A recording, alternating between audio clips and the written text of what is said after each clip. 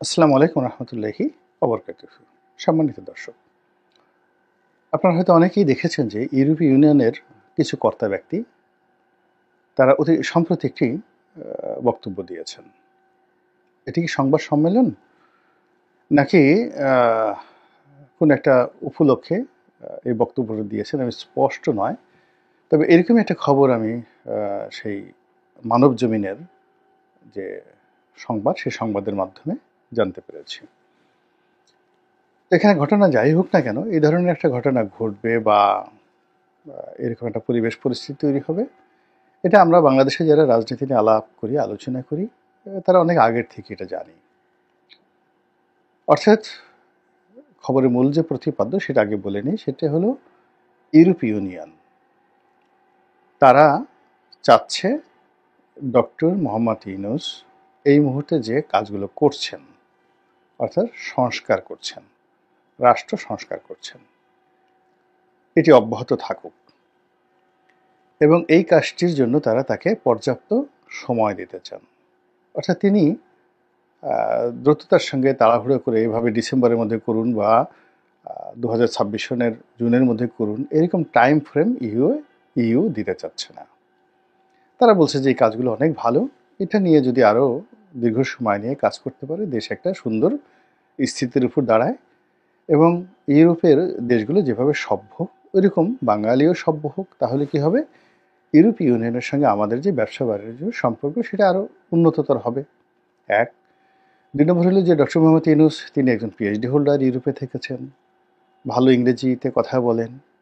তারপরে তার যে পোশাক আশাক যা কিছু আছে এগুলোর মধ্যে ওরকম একটা রাজস্বিকতা নেই, একজন সাধারণ আমজনতা। যেমন ইউরোপে ঠিক এই জিনিসটি দেখা যায় যে অনেক বড় বড় প্রেসিডেন্ট রয়েছেন, তারা কোট টাইয়ের পরিবর্তে সাধারণ গেঞ্জি পরে, কেটস পরে তারা ঘুরে ঘুরে বেড়ান এবং জনগণ কে মন্ত্রী, কে এমপি, কে রাষ্ট্রপ্রধান এগুলো নিয়ে মাথা ঘামায় না। তো ওই যে ইউরোপের যে একটা কালচার, বেশভূষাতে আভিজাত্য না দেখানো, সাজুগুজু না করা, মুখে মেকআপ না দেওয়া, তারপরে শেষে দামি দামি কোট উপহার নেওয়া, টাই উপহার নেওয়া, অনেক দামি ঘড়ি, এইগুলো তো ম্যাক্সিমামই তারা কিনে না, ঘুষ নেয়। আমাদের এই তৃতীয় বিশ্বের যে দেশগুলো, এক একটা ঘড়ি নাকি 50 লাখ 60 লাখ টাকা দাম। সেই রোলেক্সের দামি ঘড়িগুলো, ডায়মন্ডওয়ালা পুরো হোয়াইট গোল্ডের যে ঘড়িগুলো আছে, এক একটা ঘড়ির দামই নর্মাল রেঞ্জে 50 লাখ টাকা। এবং বিগত আমলে অনেক মন্ত্রীর হাতে এরকম 50 লাখ টাকা দামের ঘড়ি ছিল। তো এরকম ঘড়ি অনেকে পরেন, যেটা ইউরোপীয় যারা লোকজন রয়েছেন তারা এগুলো অভ্যস্ত না, তারা ঘড়িই পরেন না, মোবাইলও ব্যবহার করেন না। অনেকে দেখা গেল যে এই আইফোনও ব্যবহার করে না, সাধারণ তো টাচ মোবাইলের পরিবর্তে ওই যে বাটন মোবাইল এগুলো তারা ব্যবহার করেন। রাজনীতিবিদরা তাদের মধ্যে এই জিনিসগুলো নাই। তো ফলে কী হচ্ছে, ডক্টর মোহাম্মদ ইউনূসের যে এই যে স্বাভাবিক জীবনযাপন, এটি ইউরোপীয়রা খুব পছন্দ করছে। তিনি যে সংস্কারের কথা বলছেন সেটাও পছন্দ করছেন। তার বাইরে ডক্টর মোহাম্মদ ইউনূসের সঙ্গে তার যে ব্যক্তিগত সম্পর্ক, বহু যুগ ধরে সম্পর্ক, সেই সম্পর্কের ধারাবাহিকতায় তারা তো অবশ্যই চাইবেন যে তাদের বন্ধু মানুষ দীর্ঘদিন ক্ষমতায় থাকুক। দ্বিতীয়ত আপনারা জানেন যে ইউরোপের মধ্যে সেই ইউরোপিয়ান ইউনিয়ন যেটা রয়েছে ইইউ, তো সেখানে সবচেয়ে দুটো দেশ গুরুত্বপূর্ণ। তার মধ্যে ১ নম্বর দেশ হলো ফ্রান্স। আগে ইংল্যান্ডের এখানে একটা গুরুত্ব ছিল, ইংল্যান্ড যেহেতু এখান থেকে বের হয়ে গেছে ইউ থেকে, এখন জার্মানি আছে আর ফ্রান্স আছে। তো জার্মানি এই মুহূর্তে আসলে বহির্বিশ্বের রাজনীতি নিয়ে মাথা ঘামায় না, তারা এমনি ইউক্রেন যুদ্ধ নিয়ে মারাত্মক সমস্যার মধ্যে রয়েছে। কাজেই ইউর যে মূল যে চাবিকাঠি, এটি মূলত ইমানুয়েল ম্যাক্রো, যিনি ইউর অন্যতম সদস্য রাষ্ট্র অর্থাৎ ফ্রান্সের প্রেসিডেন্ট, তিনি মূলত ইউ নিয়ন্ত্রণ করেন। তিনি যদি বলেন রাত, রাত, দিন, দিন। ইউর সদর দপ্তর ব্রাসেলসে, ওখানে যে বেলজিয়াম খুব ছোট একটা রাষ্ট্র, ওখানে লুক্সেমবার্গ খুবই ছোট রাষ্ট্র, তারপর ওখানে সুইডেন আছে, নরওয়ে আছে, ফিনল্যান্ড আছে, তারা খুবই ছোট রাষ্ট্র, ছোট ছোট রাষ্ট্র। তো কাজেই সেই দিক থেকে পরাশক্তি হিসেবে এখানে ফ্রান্স যে গুরুত্বপূর্ণ ভূমিকা পালন করেন। তো সেই গুরুত্বপূর্ণ ভূমিকা পালন করার কারণে কি হচ্ছে, ফ্রান্স যেটা বলেন ওটাই ইউ এর ভাষা হয়ে যায়। তো আপনারা জানেন যে ফ্রান্সের যিনি প্রেসিডেন্ট রয়েছেন মিস্টার ইম্মানুয়েল ম্যাক্রো। তো ইম্মানুয়েল ম্যাক্রোর সঙ্গে ডক্টর মোহাম্মদ ইউনূসের ব্যক্তিগত খুবই ভালো সম্পর্ক, বন্ধুত্বপূর্ণ সম্পর্ক রয়েছে। তো সেই দিক থেকে ইউ ডক্টর মোহাম্মদ ইউনূসের পক্ষে থাকবেন, এটাই স্বাভাবিক। এবং আশ্চর্যের ব্যাপার হলো, শেখ হাসিনা যখন ক্ষমতায় ছিলেন তখনও কিন্তু ইউর সঙ্গে তাদের একটা সম্পর্ক ভালো ছিল, কিন্তু সমস্যা হয়ে গেল মধ্যে পিনাকি ছিল না। অর্থাৎ ডক্টর পিনাকি ভট্টাচার্য ফ্রান্সে বসবাস করে শেখ হাসিনার বিরোধিতা করতেন। আর এখন দুটো একসঙ্গে, অর্থাৎ পিনাকি ডক্টর মোহাম্মদ ইউনূসকে অনেকটা লিবারেল মনে করছেন, তিনি চাপের উপর রেখেছেন ডক্টর মোহাম্মদ ইউনূসকে, কিন্তু তিনি এখনো পর্যন্ত মনে করেন না যে ডক্টর মোহাম্মদ ইউনূসের চাইতে বিএনপি বা যাকে বলা হয় আওয়ামী লীগ ভালো, বা আওয়ামী লীগ কোনো মতে ফিরে আসুক, এটা ডক্টর পিনাকি কোনো মতে চাচ্ছেন না। ফলে কাজেই ইউরোপের যে প্রচার এবং প্রোপাগান্ডার যে মেশিন, তার সঙ্গে বাংলাদেশের যে সোশ্যাল মিডিয়া কেন্দ্রিক প্রচারণার যে মেশিন, এবং এর সঙ্গে সামঞ্জস্য রেখে আমাদের যে লোকাল মিডিয়া, এটা অনেকটা এখন আপনি একে ইনুস মিডিয়া বলতে পারেন, অথবা আপনি শফিক মিডিয়া বলতে পারেন। মিডিয়ার এত বোধোদয় বা এতটা রেনেসা কখনো কোনো জামানাতে আমি দেখিনি। এমনকি বঙ্গবন্ধু যখন বাকশাল করলেন, তখন বাকশাল করার পর যে 4টি পত্রিকা ছিল, এবং এই 4টি পত্রিকা বাকশালকে তেল দেওয়ার জন্য, বঙ্গবন্ধুকে তেল দেওয়ার জন্য তারা যে জাগরণ তাদের হয়েছিল, গণজাগরণ হয়েছিল, তার সাথে এখন আমাদের দেশের অনেক গণমাধ্যমের, বেশিরভাগ গণমাধ্যমের এমন একটা জাগরণ এসেছে, রেনেসা এসেছে। তারা কি করে তথ্য সচিব যিনি রয়েছেন, এখন তথ্য সচিব মানে কি, ডক্টর মোহাম্মদ ইউনূসের যিনি তথ্য সচিব বা উপদেষ্টা, তথ্য উপদেষ্টা বা তথ্য সহকারী, এরকম একটা পদ পদবি হবে, কিন্তু আমি এই জিনিসগুলো মানে তার পদ পদবিটা জানি না। যেটা জানি যে তাকে সিনিয়র সচিব, মানে প্রজাতন্ত্রের সিনিয়র সচিব পদমর্যাদায় তাকে নিয়োগ দেওয়া হয়েছে। আর দ্বিতীয়ত হলো যে তিনি এখন এতটা বিখ্যাত, এতটা আলোচিত, এতটা ক্ষমতাধর যে ডক্টর মোহাম্মদ ইউনূস এবং শফিক সাহেব, এই দুটো নাম যুগপৎ, একেবারে জড়োয়া ভাই, পিতা পুত্র, বা অন্যান্য যেমন মামা ভাগিনা, পিতা পুত্র, চাচা ভাতিজা, এরকম একটা সম্পর্কের মতো একেবারে দহরম মহরম সম্পর্ক হয়ে গিয়েছে।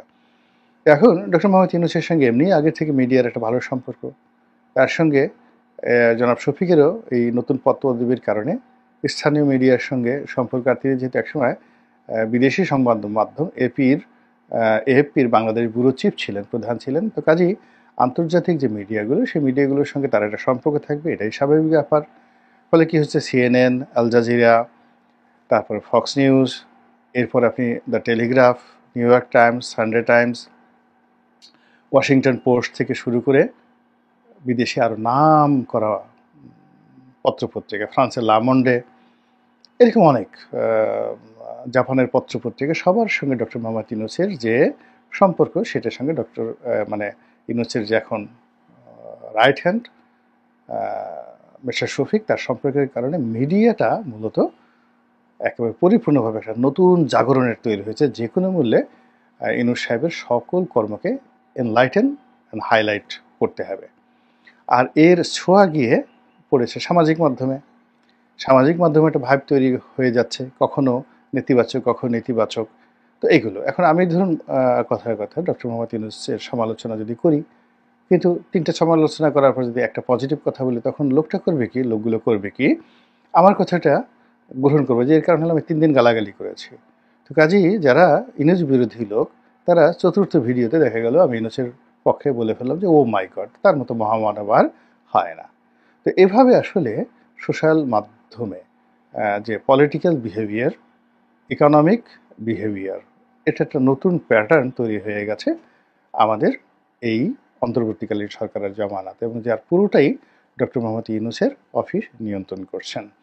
তো তারই প্রেক্ষিতে এই ইউরোপীয় ইউনিয়ন যারা লোকজন রয়েছে, তাদের সম্পর্ক, তার সঙ্গে সঙ্গে এই যে সোশ্যাল মিডিয়া, তার সঙ্গে সঙ্গে মূলধারার গণমাধ্যম, সব জায়গাতে এখানে দেখানো হচ্ছে যে আমাদের এই দেশ এখন অর্থনৈতিকভাবে এতটা স্বাবলম্বী, ওয়ার্ল্ড ব্যাংক অর্থাৎ বিশ্ব ব্যাংক, জাইকা, IMF এর কোনো লোন দরকার নেই।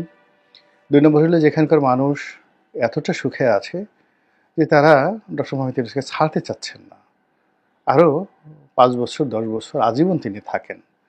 এবং তিনি শুধু নন, তার যারা উপদেষ্টা রয়েছেন তারাও যেখানে যাচ্ছেন মাঠে ঘাটে পথে আওয়াজ উঠছে যে ইউনূস স্যারকে আর ছাড়া যাবে না। নর্মালি আমরা শেখ হাসিনাকে হাসিনা বলতাম, বেগম খালেদা জিয়াকে খালেদা বলতাম, তারেক রহমান সাহেবকে তারেক বলি, জিয়াকে জিয়া বলি, বঙ্গবন্ধুকে ওই জমানাতে শেখ সাহেব বলতেন, এখন কেউ মুজিব বলেন, শেখ মুজিব বলেন, ইত্যাদি ইত্যাদি। কিন্তু ডক্টর মোহাম্মদ ইউনূস সম্পর্কে সম্মান এবং মর্যাদা এরকম একটা ভাইব তৈরি করা হয়েছে, এখন বেশিরভাগ মানুষ তাকে ইউনূস স্যার বলেন। এটা চারটিখানি কথা নয়, মানে একজন রাজনৈতিক পোর্টফোলিওধারী একজন ব্যক্তিকে, এমনকি এই সমাজে অনেক লোক ইউনূস সাহেবের সমালোচনা করছেন, কিন্তু খুব বিনয়ের সঙ্গে তাকে তারা স্যার সম্বোধন করছেন। সো এটাই হলো ইউনূস মিডিয়ার একটা সফলতা, এবং সেই সফলতার ধারাবাহিকতায় ইউরোপীয় ইউনিয়ন রেসপন্ড করেছে, আমেরিকা রেসপন্ড করেছে।